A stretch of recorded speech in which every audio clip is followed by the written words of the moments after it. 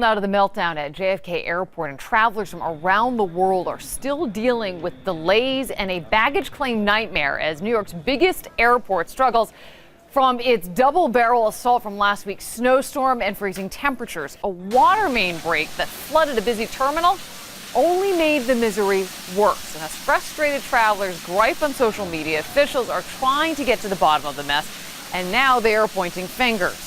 7 on Your Side's investigative reporter Jim Hoffer is digging deeper. He's here now with the latest. Jim. Liz, the Port Authority wants to place all the blame for the weekend meltdown on the private operators of 2 international terminals at JFK. Those operators did keep overseas flights coming in even as gates became unavailable, but it appears the Port Authority, which is the one ultimately in charge, failed to respond quickly enough to the cascading chaos. One air traffic controller called the weekend gridlock at JFK a horror show, but it took a while for those in charge of the airport to realize what was happening. On Saturday at 1:15, the FAA issued this alert to international pilots, telling them to not take off from overseas until they contacted their terminal operator at JFK to secure a confirmed gate assignment. But by then, it was too late. With gates already filled, at least 25 planes were stuck on the JFK tarmac, leaving thousands of passengers stranded for hours. We were on the plane for 4 hours, which was longer than the flight itself.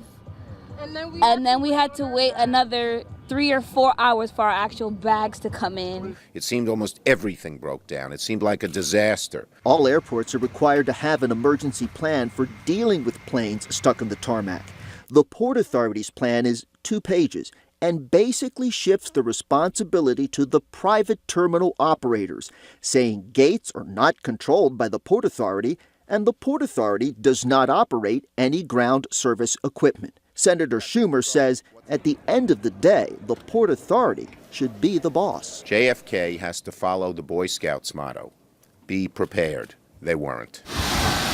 Equipment breakdowns due to the frigid temperatures and ground crew shortages added to the gridlock. The cascade of problems became a waterfall when on Sunday a burst pipe flooded Terminal 4.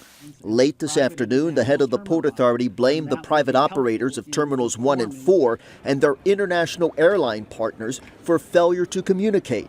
But he also acknowledged that the Port Authority may have been too hands-off. Most importantly, to also review and decide on where the Port Authority needs to step in if there are failures or if there are issues.